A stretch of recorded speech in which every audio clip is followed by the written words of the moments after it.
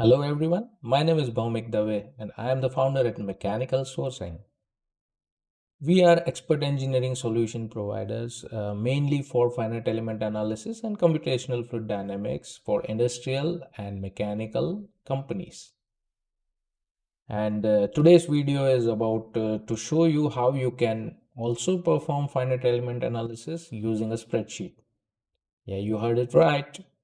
I know that nowadays a lot of tools, a lot of CAD tools come with an add-on wherein you can just fix and quick run the software and get some results, some nice looking pictures. But as an engineer, you should be always asking yourself like why this comes or why this calculation and what happens behind the calculation, what happens inside the system.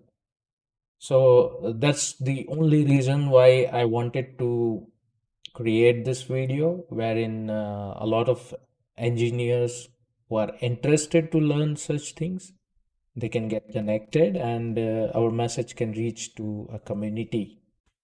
And I will be also looking forward to introduce you guys with some of the free available FEA tools, finite element analysis tools.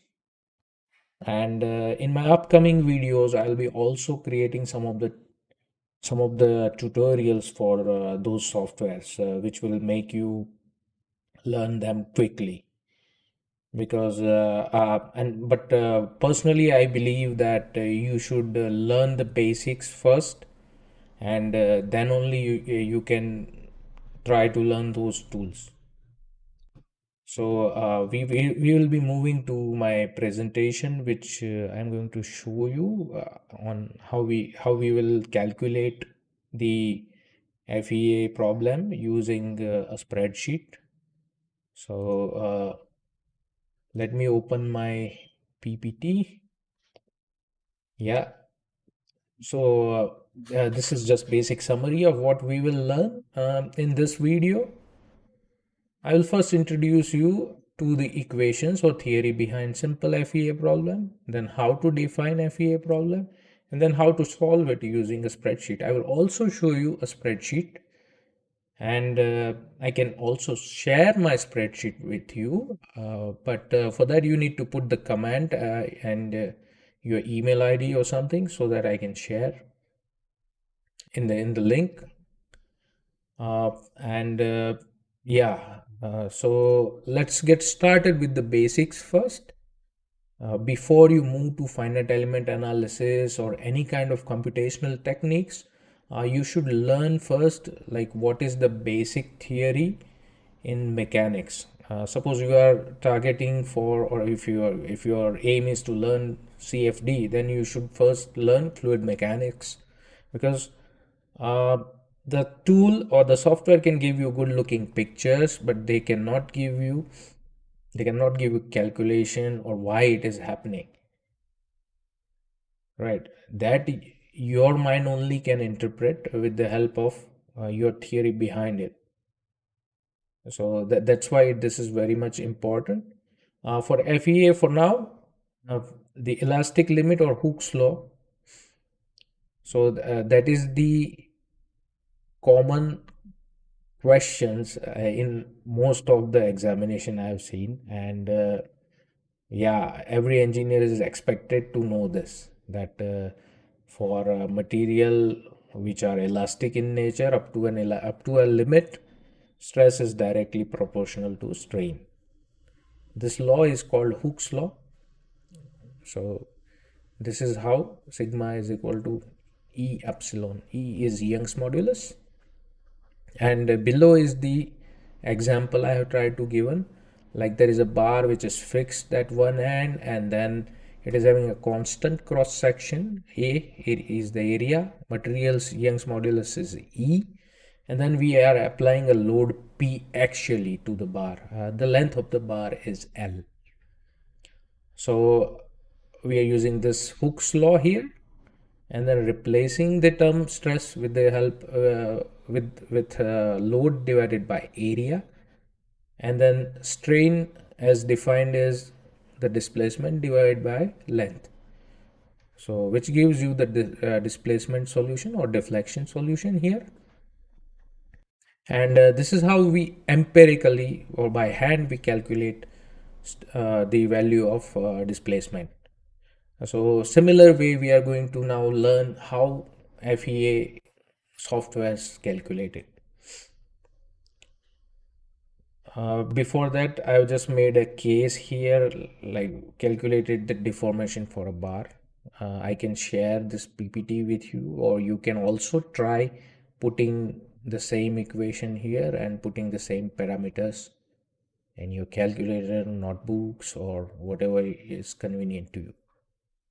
Now, some of the FEA basics we are also going to introduce to you. The first is discretization. It is nothing but dividing the geometry, dividing a complex geometry into a huge number of,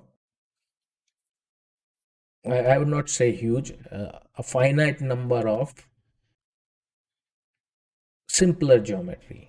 And that simpler geometry can be a brick, that is a, the corners are called nodes, the corner points are called nodes, and then this full part is called element. So if you look at a wall, it is made up of some number of bricks. So it is analogous to this, not exactly. So what we are trying to do in FEA is we get a geometry and then we divide it in a number of finite elements. That's why it is called finite element method. And that part is called meshing. Meshing has elements and nodes. They are of a lot of There are a lot of nodes and elements available in various softwares, and depending upon your physics also, whether it's just a mechanics point or whether there is another physics involved. Suppose there is an electromagnetic physics is involved, or there is a thermal physics is involved, then the element property, everything will change. Shape will remain same, but element property will change. I have put a link in the description where it talks, not in description, in the PPT itself, where it talks a lot about what are the types of element and what are the detailed stuff regarding FEA. You can take a look at this, and if you have more questions or query, you can come back to me. I'll be glad to help you on Saturdays.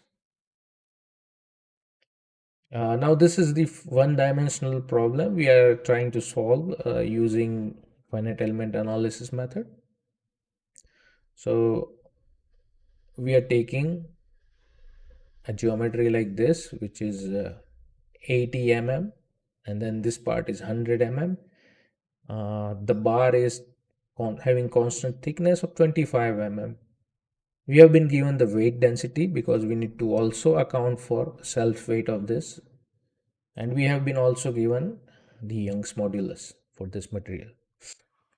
So you need to say that this is the equation for FEA. F is equal to KU, or KU is equal to F. So this is K is the stiffness matrix. It is not nothing but AE by L, and this one is your delta. So when we compare it with this equation, P is equal to AE by L multiplied by delta. When we, this A will go here, so P is equal to AE upon L and then delta, which is this AE by L, and then there is a matrix. The matrix is related to the shape function of the element. For this one, we are going to have a 1D element, and for that the shape function gives 1 minus 1 minus 1 1. This is a matrix. If you want to learn about the detailed stuff about this, you can reach out to me. I can push you to the right material or right website blog, and then you can read there and learn there. F is the body force, which says that for an element, the force, it is distributed equally between two nodes. So, which is rho AL divided by 2, 1, 1. So, this is the force matrix.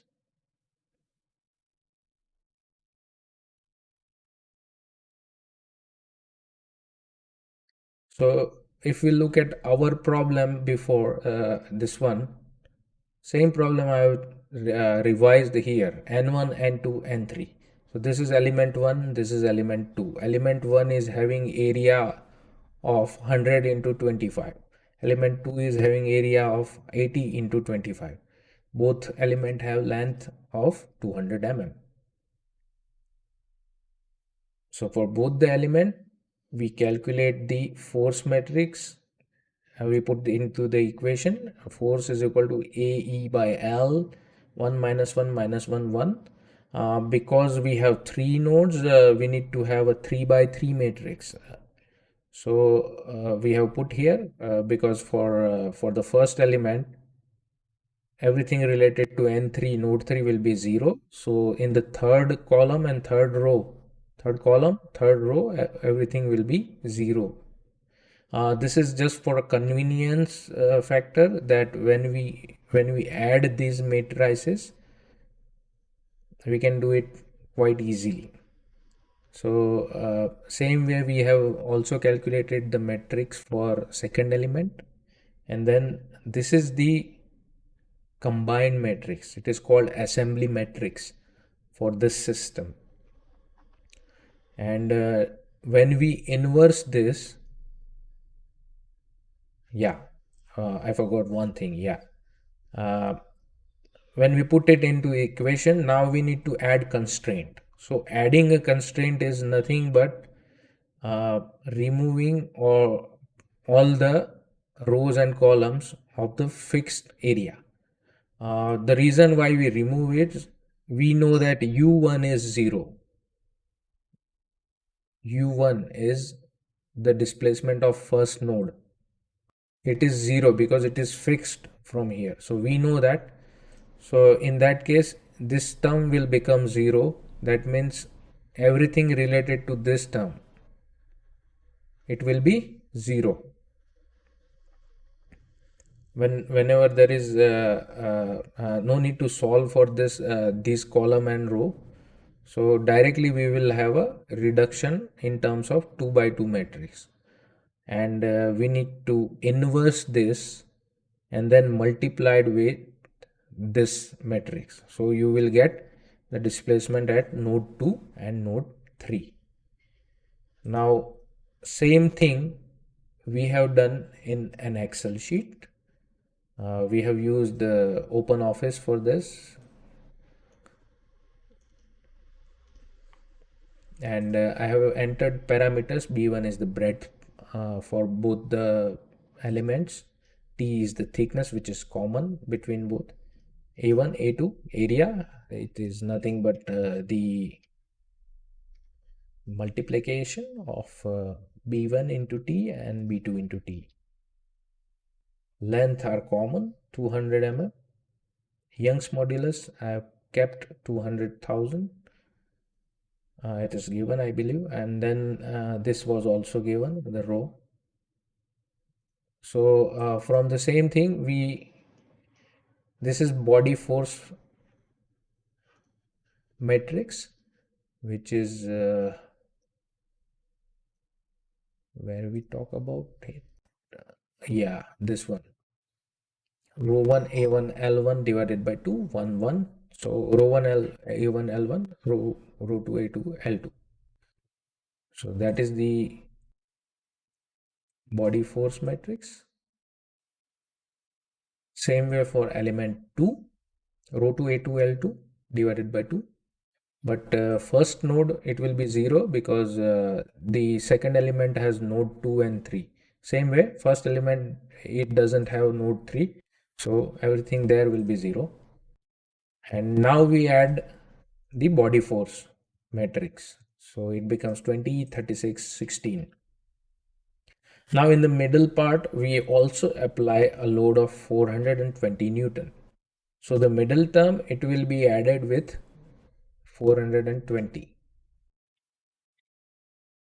So this becomes my system force matrix. Now in the similar manner, I will also derive the stiffness matrix. That is nothing but this one is, let me show you again where we found. This one is this 1 minus 1 minus 1 1 A1 E1 by L1. So this matrix up to this, it's called K1. So stiffness matrix 1 we have calculated like this. You can look at it. I have also used array. It is very useful in spreadsheet. Like you can define an array, you can just name it and it becomes a matrix. So I make a use, if I select these, it will come as stiff to n. So for second element also, this is a stiffness matrix, and then this is a system stiffness matrix, addition of this and this.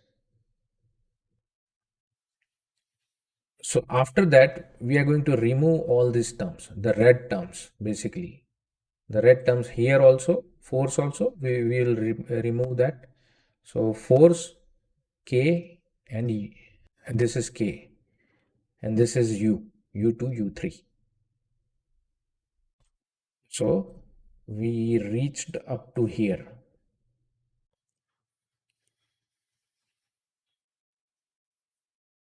And now we are going to inverse this. So if you remember from matrices inversion, there were a lot of methods available, and then in spreadsheet it is convenient to do that. So we have done that using m inverse command. Yeah, m inverse, and then selected the range. So I got the inversion of this matrix. So now simply multiply this with that, with this matrix with that. So if you look at it,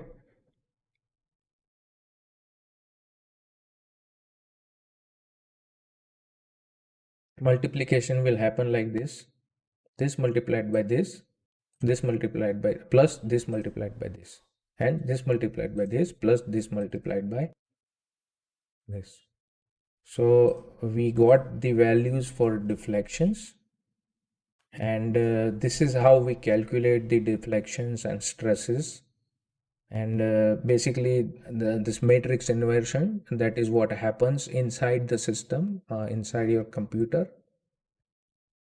So I thank you very much for your attention, and I wish to provide you more information in my upcoming videos related to open source finite element analysis tools. And we will also try to develop some tutorials regarding this. So I recommend you that you go back and just learn the basics first, and if you like the video you can subscribe to it. That is it. Thank you.